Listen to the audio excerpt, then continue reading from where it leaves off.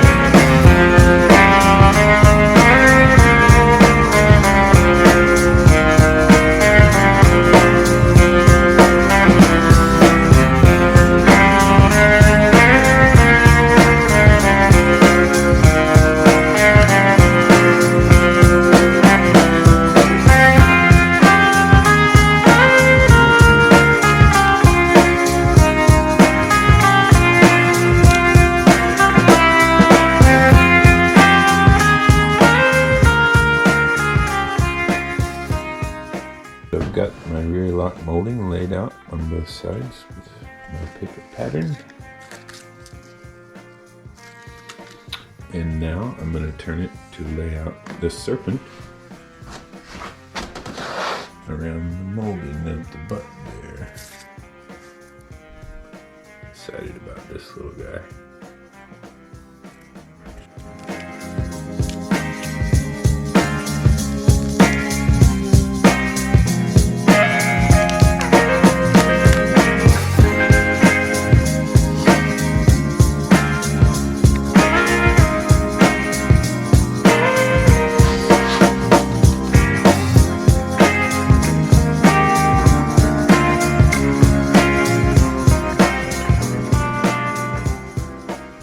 The serpent completely drawn on, and now I'm going through and putting all the scales in, which is just basically cross hatching.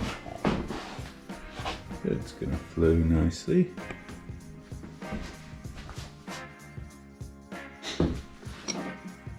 So I've gone ahead and reinstalled the lock plate with all the parts removed, as well as the barrel and the side plate. And that gives me somewhere to clamp the vise tightly enough to hold it for me to do my wood carving without cracking the wood, which we've talked about is incredibly light. So I'll show you all the carving I've got laid out here.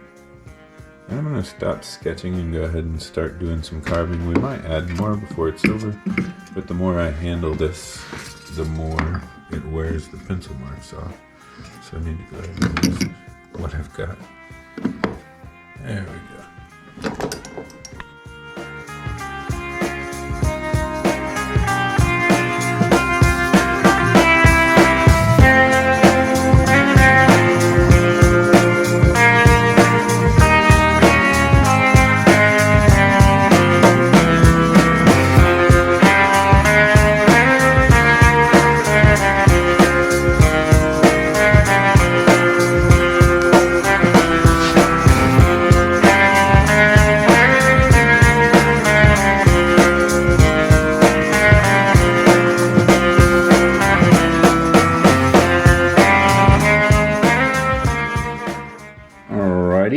So I've got stop cuts cut on all my carving, which means that around all the lines that I've drawn, I've cut approximately 1/16 of an inch deep with my razor blade.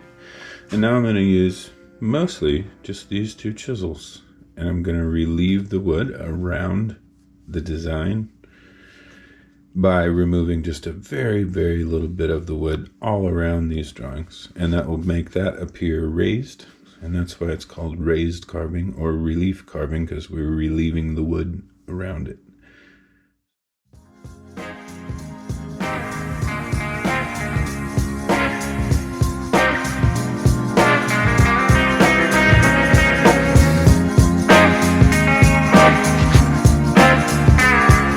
Rock and roll.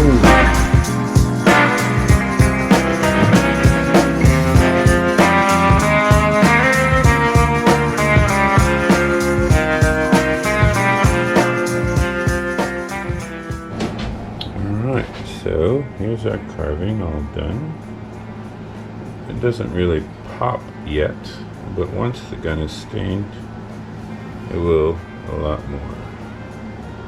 See the serpent all the way around. So I'm going to go ahead and take the barrel lock plate and side plate out so those can be engraved, and I'll get a coat of stain on this stop.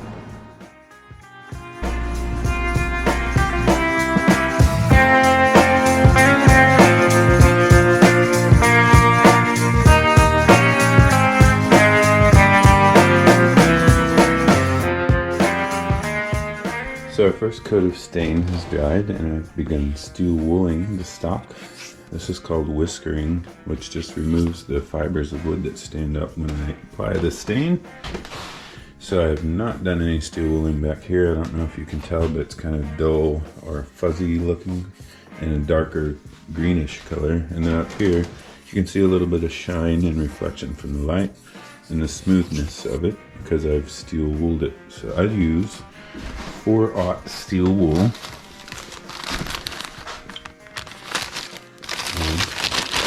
Grab the side out of here, and I'll show you how to do it.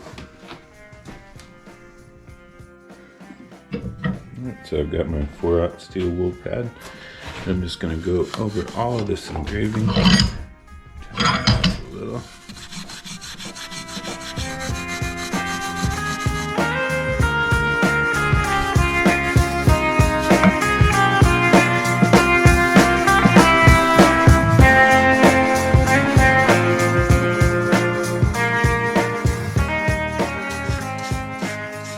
So here we are with the first coat of stain on and the steel wool. After that coat of stain, you can see it has a nice kind of a soft satin finish to it right now. And what we've done is by putting that stain on there, all of the whiskers or little hairs of the wood that were shoved down into the pores by the sandpaper, the files, and the rasp stand up from that moisture and then drying back out, and we've just polished all of those off the wood. So to make sure that we've got them all, we're going to repeat this process. Sometimes up to 3 or 4 times, sometimes only twice. Depends on the piece of wood, how hard the grain of it is. But this one is going for number 2 right now. So stain time.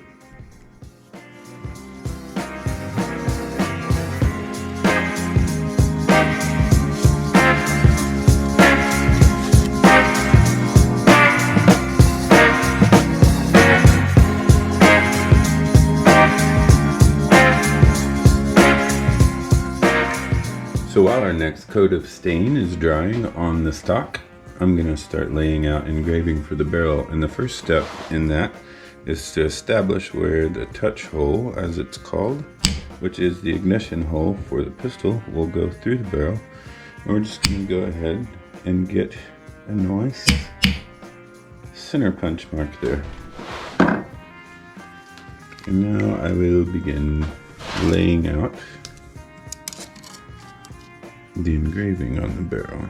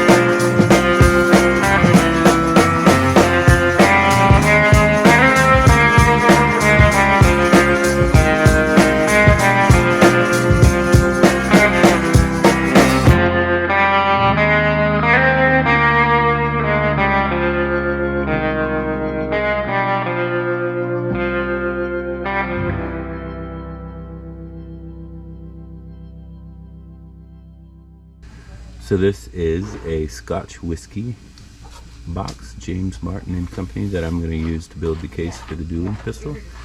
And we're going to disassemble it. So I've already got the front face taken off.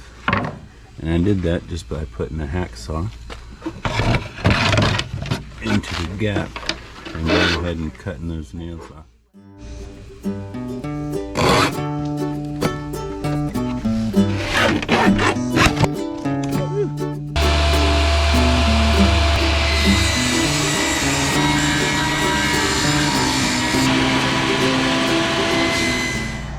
So these are all the pieces, or that whiskey crate, all cut up. These will be the sides of the box, the top, the bottom, and then sections for the lid as well.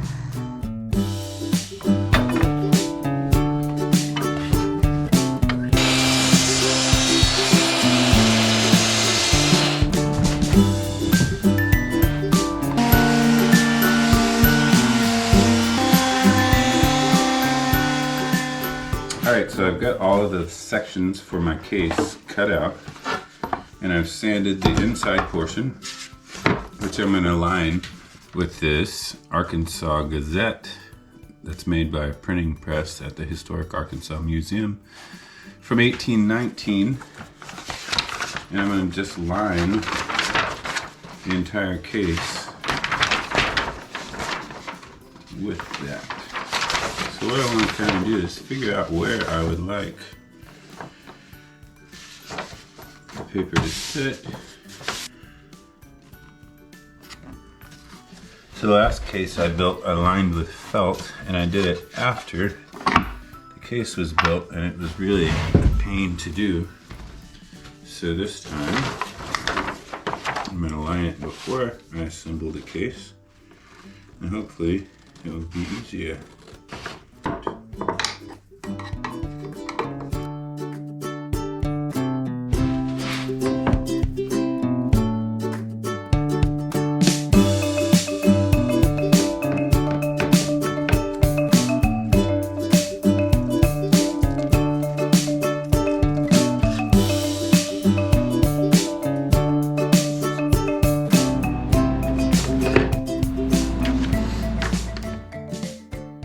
Alright, so as you can see, we've taken the sections of paper-lined whiskey case wood, and I've got 3 of the 4 sides glued on, but I just ran out of clamps. But you can see what the lid is looking like. So that glue is dry, and I can go ahead and I'm just going to remove enough to be able to glue in this end piece for right now. But this one side is a little long, so I've got to trim it first.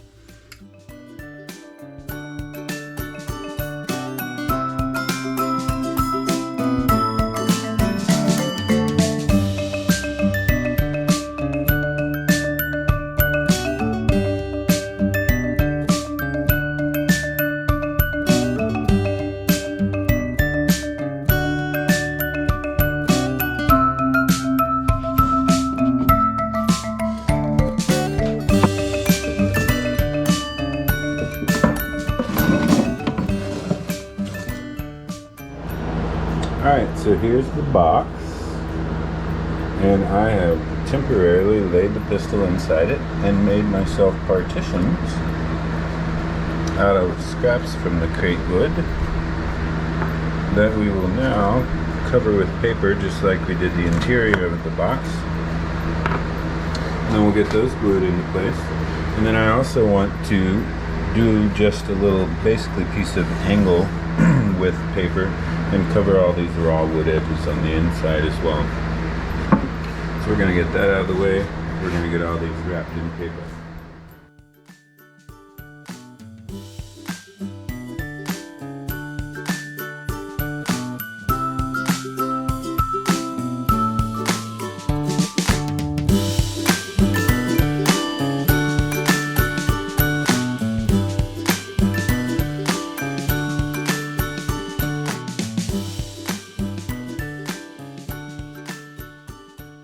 So I've got the case pretty much finished.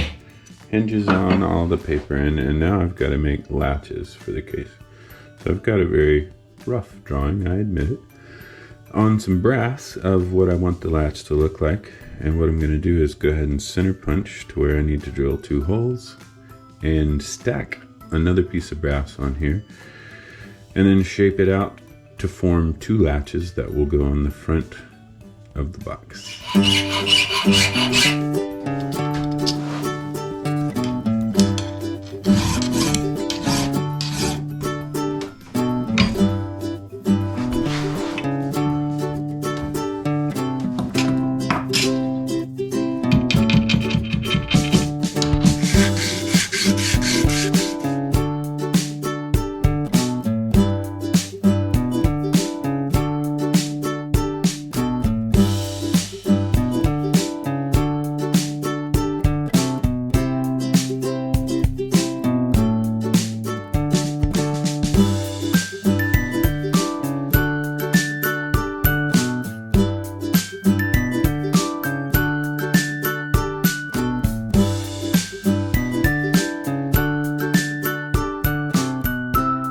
Alright, so the case is all finished over the weekend and we are back to the pistol. We had completed engraving the barrel and now we're moving on to the side plate. So first I'll lay out my design, but here is the blank side plate. And now we gotta make it pop.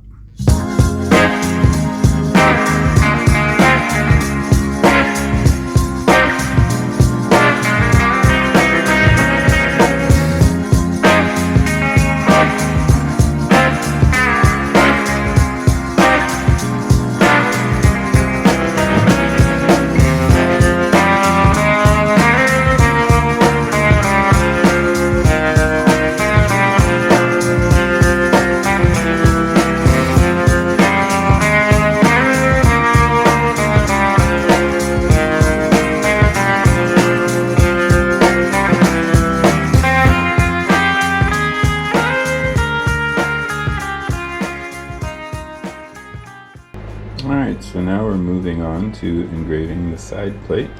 I'm doing a simple line border along with a series of lines back here, 1 scroll coming forwards, and then on the hammer we'll just do the wheat stem.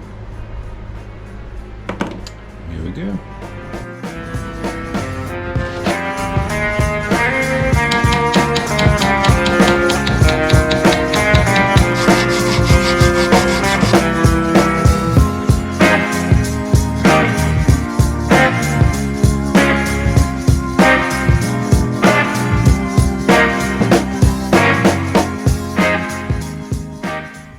So earlier during our engraving I had marked and used a center punch to make a mark for the touch hole or the ignition hole for the barrel. And so now that all my antiquing and work on the outside is done, I'm going to go ahead and drill that hole.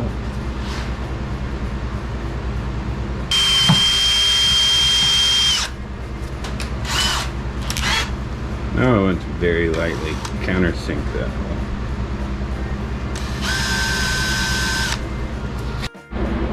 So we now have a clean ignition hole for the barrel. Now I want to make sure that the inside of my breech plug and the threads are all clean. I did grease them before I rusted the outside of the barrel so the inside would stay clean. So we're going to remove the breech plug at this point.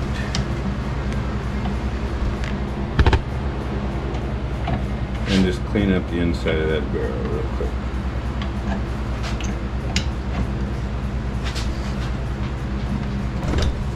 There she goes.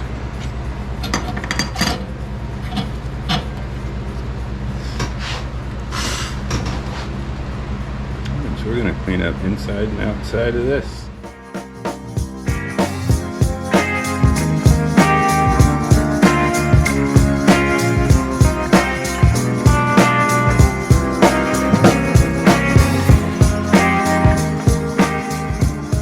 We are ready to assemble the pistol, and then we have to make a ramrod and it will be complete. So we'll start by getting this old barrel in here.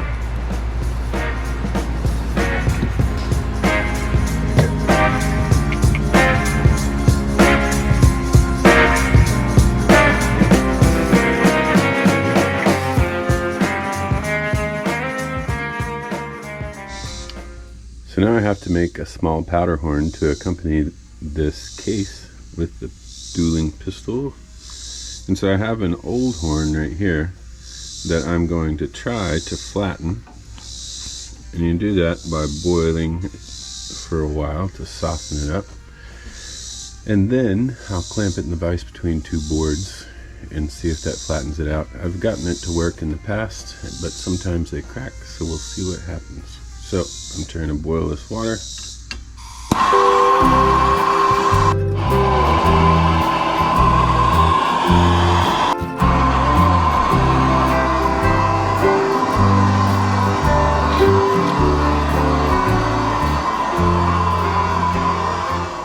Get a little flexibility.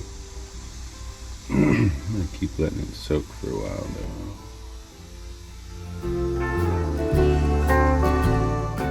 First thing I'll do is hammer this into the horn, and then I'll clamp it in the vise.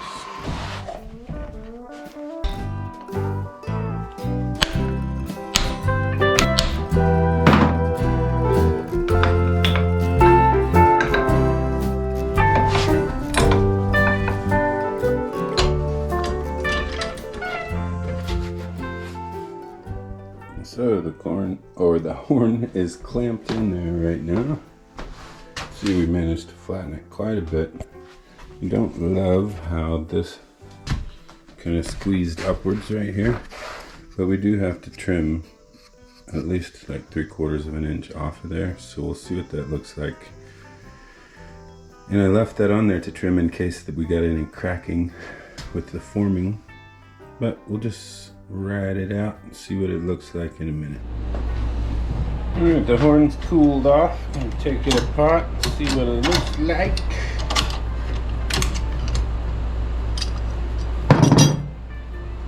You can see it flattened out pretty well there. There's a little flare at the end, but I'm going to trim it right up in here, so it'll be just perfect. And that will fit down in my case. I'm going to see if I can't get a mark around it now.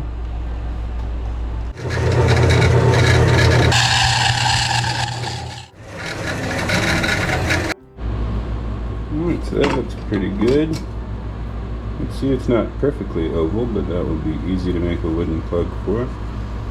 So now I'm going to find a piece of wood for the plug and go ahead and clean it up, sand it down, drill the tip for a plug there as well, and we'll be ready to finish it up.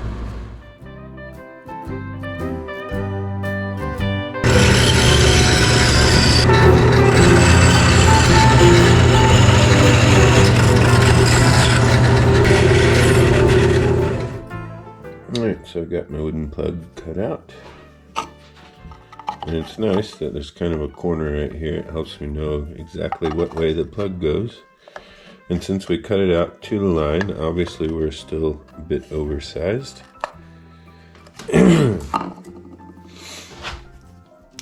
So I'm just going to mark a line about 1/16 of an inch inwards on the inside of the plug.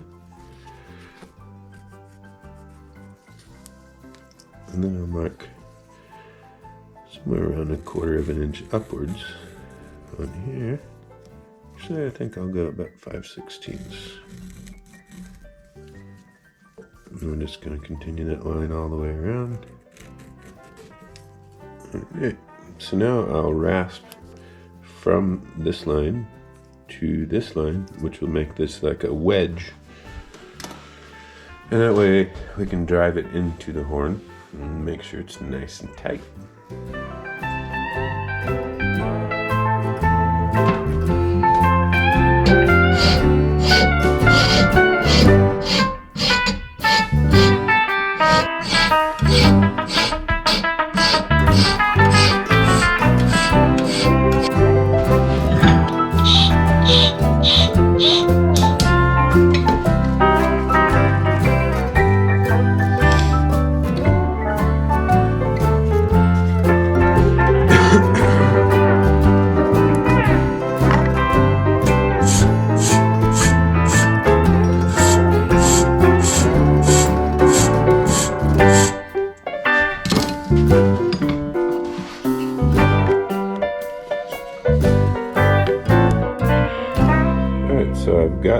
plug worked this far into the horn now, and I've got a groove cut with a triangular file right on the line.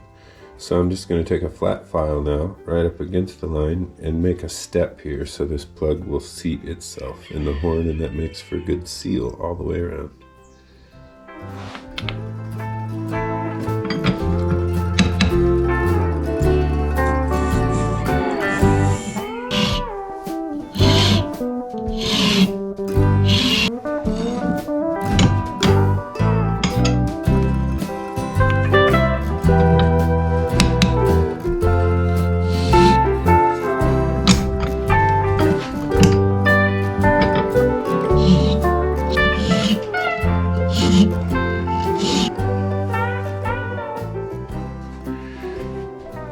Alright, so I've got the horn in my vise. I went ahead and wrapped masking tape around the exterior of it to prevent it cracking whenever I glue the wedge in. I did get the wedge a tiny bit smaller than I had wished to, but that's alright. So I'm going to get some glue up in the top of here.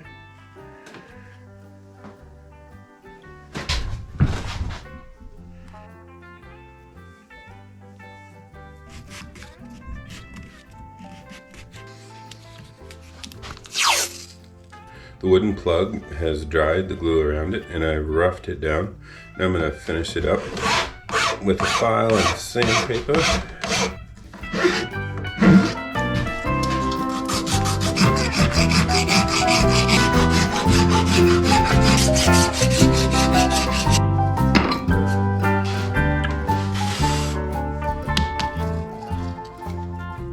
It's starting to clean up pretty nice. So now I'm going to drill a series of holes and get some wooden plugs, or pegs I guess, to hold this all together.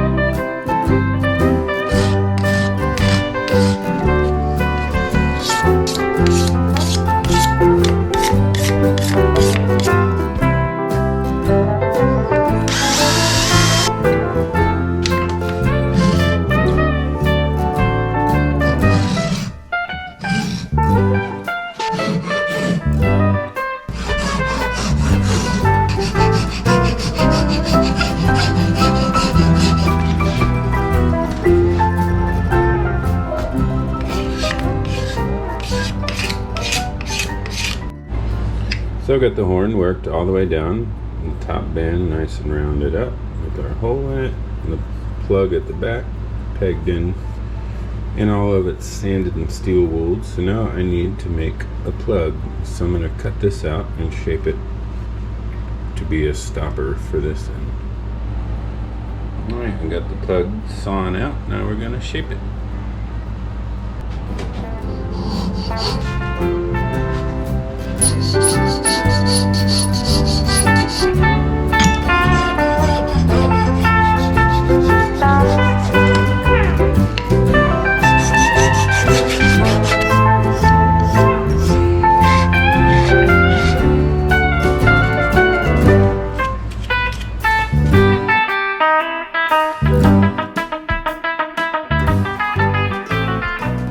So as a last step to finish the horn, we have added a section of veg tan leather stitched in place on the back. Chelsea, my wife, did that for me, did a great job. So now we're gonna go ahead and seal the whole thing. And I'm just gonna use some of this on my glove and coat the horn liberally.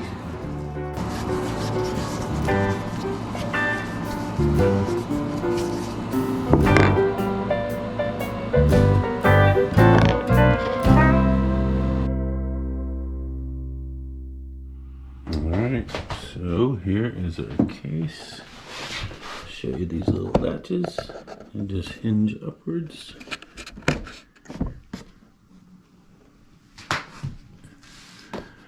And here's our finished powder horn. Like a glove. Made a pouch for the balls. Don't have a mold yet, so no balls in it. Also made powder measure out of some copper tubing, and I turned a brass plug on the lathe. Got a little leather lanyard there. Made a cleaning rod with an elk handle. We've got a hickory rod with a cherry wedge, then a steel pin going through this way. And then I made a brass tip threaded with 832 threads for cleaning accoutrement, and that is also pinned with a steel pin. We've got some extra flints for the gun. The lock mechanism, obviously our horn, which can sit either way, and the pistol.